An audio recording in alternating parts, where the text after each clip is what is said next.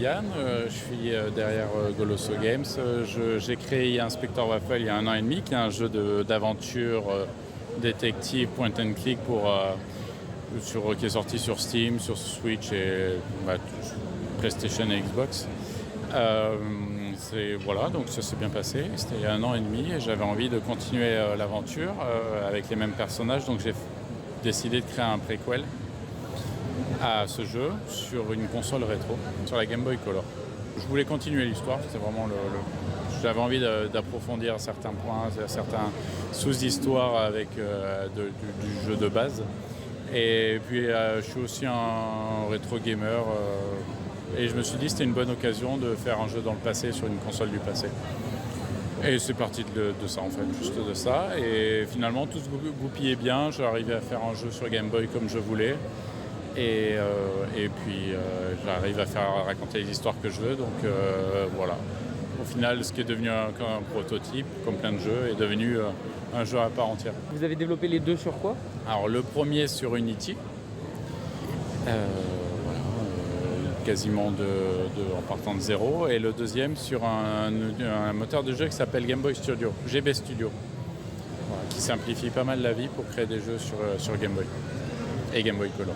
GB Studio, ils font que Game Boy normal et Game Boy Color, et donc pas Advance, et Game Boy Color parce que je trouve que c'est plus sympa d'avoir la couleur plutôt que pour un jeu. Le premier jeu était assez coloré et je voulais garder un peu la même patte, de rajouter des couleurs assez vives dans le jeu. Je trouvais que ça se faisait bien et voilà.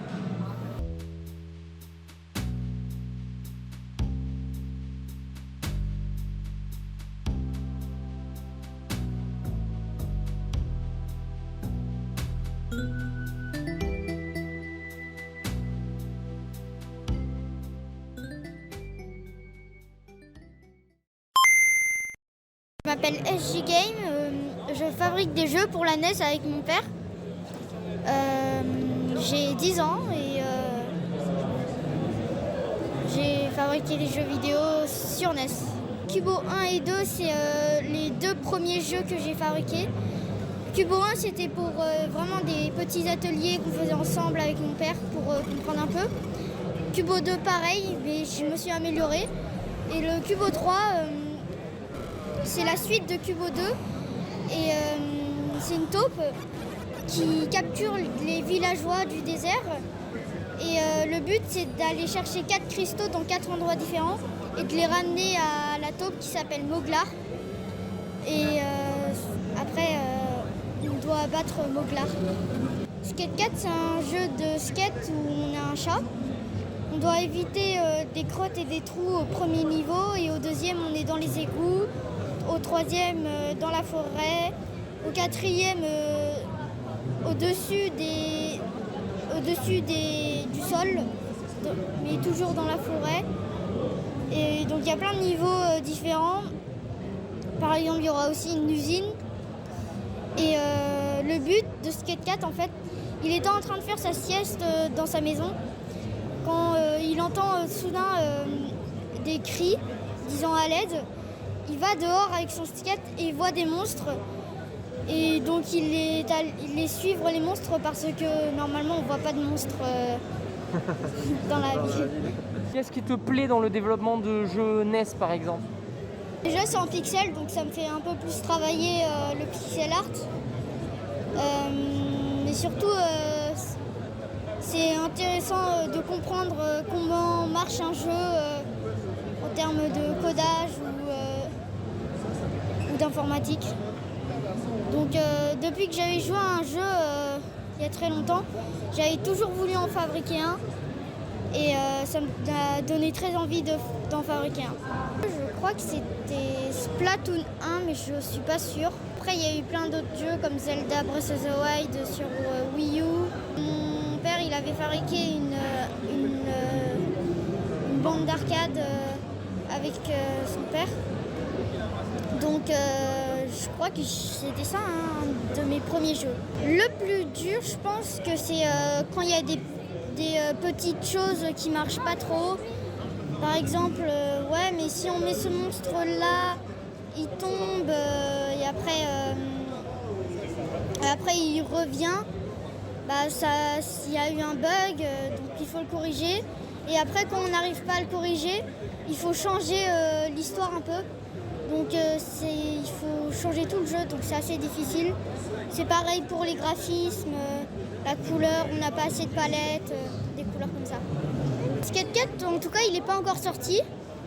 On va essayer de le sortir en fin d'année ou début d'année 2023. On pense que Skate 4, ça va être meilleur que Kubo. Enfin, on va essayer surtout, pour surtout les graphismes, et aussi l'histoire du jeu. On va essayer de tout faire pour ça. Donc n'hésitez pas à s'abonner à ma chaîne Instagram et YouTube, pareil pour Dalcoup.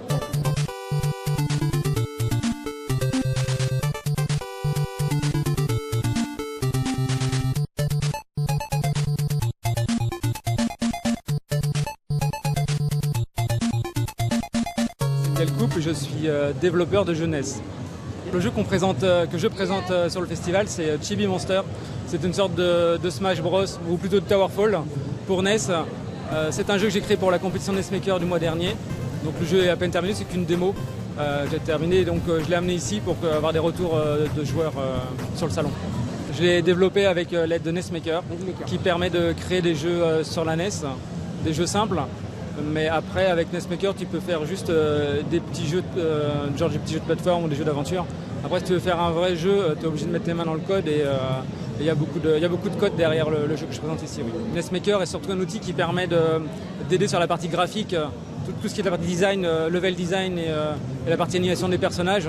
NES Maker, c'est un outil qui a toute cette partie intégrée. Donc tu peux créer tes dessins, les animer et tu peux faire tes niveaux en plaçant tes personnages et puis tes tuiles. Donc visuellement ça aide beaucoup, ça gagne du temps sur la partie création des niveaux. Mais après tout ce qui est code, ça vient avec une base de code, un framework qui est assez ouvert pour que chaque développeur puisse y greffer tout ce qu'il veut et modifier ce qui vient par défaut. Parce que c'est pas suffisant pour en faire un vrai jeu. Je travaille surtout avec des collaborations sur d'autres projets, mais vu les retours que j'ai sur le salon, faut que je réfléchisse avec les personnes avec qui j'avais travaillé si on ne pourrait pas l'étendre et en faire un vrai jeu. Parce qu'il manque pas beaucoup de choses, il manque juste faire beaucoup plus de niveaux. Là actuellement il n'y a qu'un seul niveau, enfin, qu'un seul écran sur lequel on se bat et on pourrait en avoir beaucoup plus, une dizaine je pense, au moins. Généralement, cette compétition qui s'appelle la compétition NES Maker, on travaille soit tout seul, soit en groupe. Et moi, j'ai décidé, comme je travaille sur plusieurs projets en même temps, de travailler donc avec un compositeur pour la musique et un graphiste pour la partie dessin. Il faut venir sur ce genre de festival, alors ici c'est à Bordeaux, parce que ça permet justement de voir en vrai ces jeux qu'on ne connaît pas. Souvent on ne les voit pas parce qu'ils ne sont pas dans la presse, ni sur les sites, ni même sur YouTube. Il y a peu de gens qui en parlent. Et sur ces stands-là, lors des festivals, c'est justement l'occasion de voir les démos. Généralement, on amène des démos, des choses qui sont en cours de dev. Ça permet d'avoir des retours d'utilisateurs. Et nous, ce qu'on a besoin, c'est le retour de ces utilisateurs, justement. Donc, il faut venir les essayer.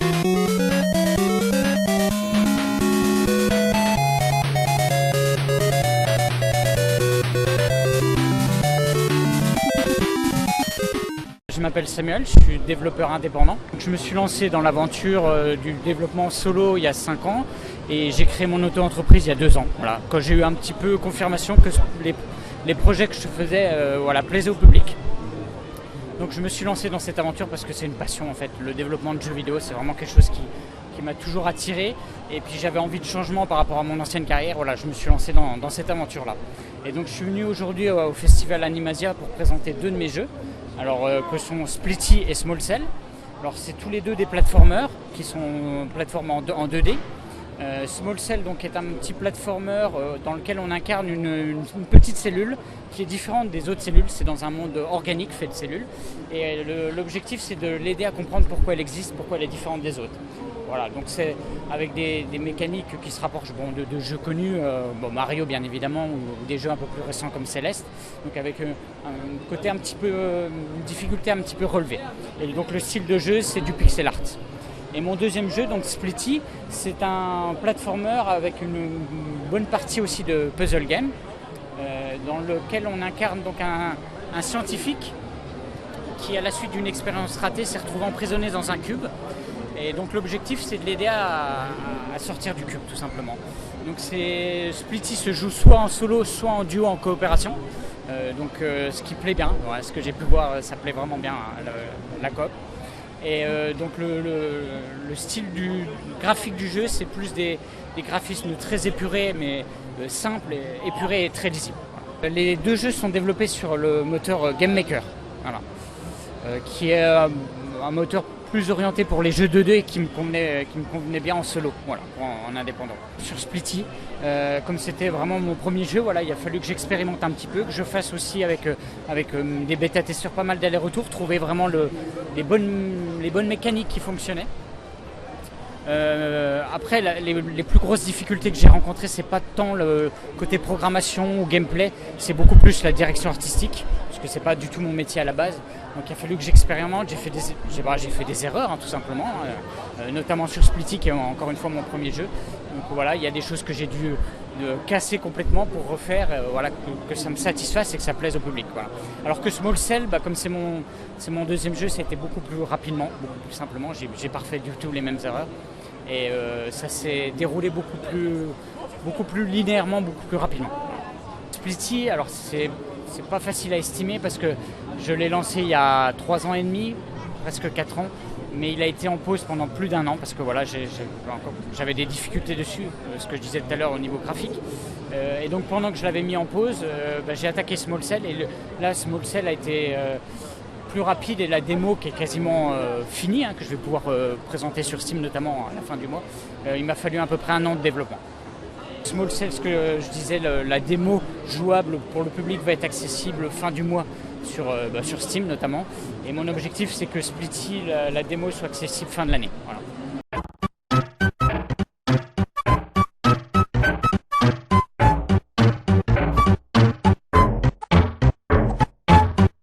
Je m'appelle Sylvain Gadra de mon vrai nom, Roger Bidon de mon pseudonyme des internets.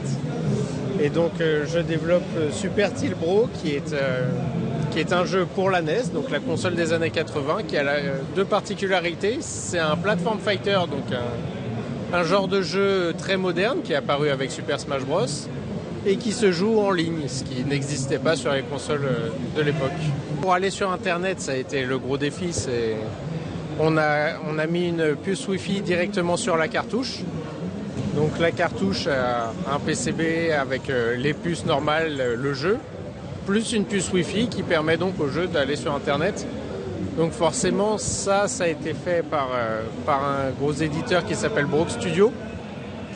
C'est énormément d'électronique et énormément de tests. On a eu les prototypes, on est revenu plusieurs fois dessus, à chaque fois avec les crashs du jeu, les crashs de la cartouche et les crashs de on ne sait pas.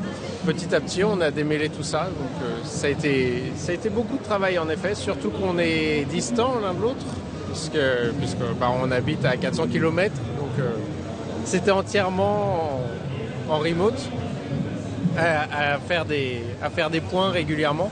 Quand l'un de nous avait un problème, il contactait l'autre via Discord. Et puis on réglait le problème. Et petit à petit, là, il en reste presque plus des problèmes. Ce genre de jeu pourrait être fait sans assembleur, parce que même pour la NES, il ne requiert pas énormément de puissance. L'assembleur sur les consoles des années 80, c'est le langage quand on veut exploiter toute la puissance de la machine. De nos jours, on a tendance à programmer en C++ plutôt qu'en assembleur qui fait des choses pour nous. À l'époque, il fallait programmer en assembleur pour faire vraiment sortir les tripes de la machine. Le truc, là où ça a un gros intérêt, c'est que justement, comme ça, je peux exploiter toute la puissance de la machine et avoir un netcode, donc la partie du jeu qui sert à jouer sur Internet, qui est le plus puissant, qui fait partie des netcodes modernes qu'on appelle le rollback. On a besoin de la puissance pour faire ce rollback netcode, du coup, qui est un netcode moderne, qui requiert de rejouer plusieurs instants du jeu en une fraction de seconde. Et donc là, on a besoin d'absolument toute la puissance de la machine. Donc on le fait en assembleur. Il y a un mode un joueur qui est apparu avec une histoire et des défis taillés pour une seule personne, parce que à la base c'est un jeu de combat, donc 1 contre 1. Mais les joueurs seuls ont maintenant un mode qui est fait pour eux plutôt que juste contre un bot.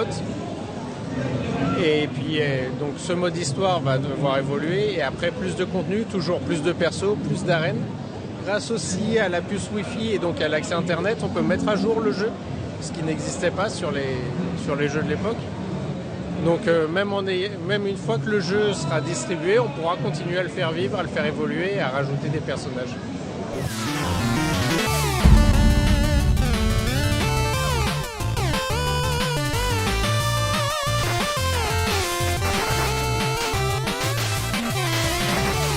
Bonjour, je suis FS6man. Ici, je fais principalement du dézonage de Super Nintendo qui consiste à la rendre compatible en 50 Hz, 60 Hz. C'est un dézonage complet pour faire passer tous les jeux import japonais et américains.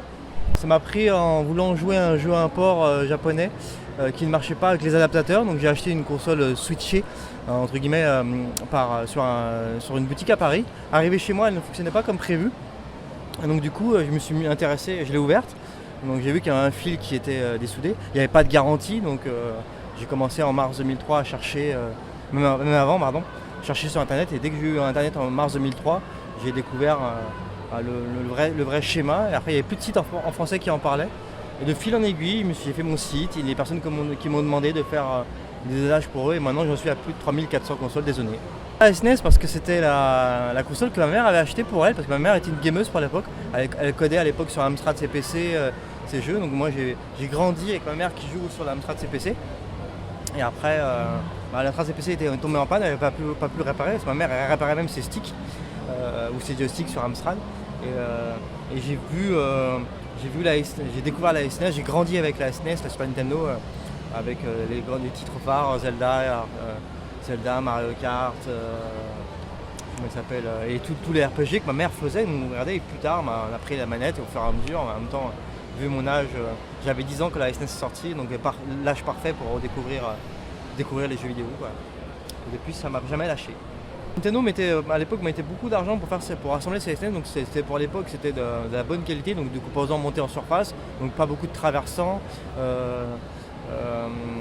Qui fait que pour la dézonner, ils avaient quand même prévu, contrairement à la NES, des puces graphiques qui avaient les deux modes, le mode 60 Hz et le mode 50 Hz, donc du fait de routage.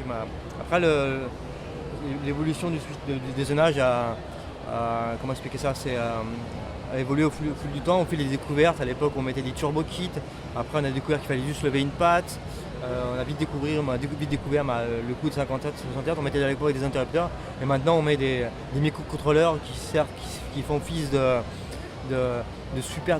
serrures intelligentes qui, en fonction du jeu inséré, détectent le jeu c'est la clé, qui détecte comment fonctionne, de quel mode on peut lancer le jeu, à savoir à 50 Hz, 60 Hz. Moi je fais toujours du dézonage gratuit, on m'invite dans les salons, donc merci encore à Animasia de m'avoir invité pour exercer mon art en direct. Donc voilà.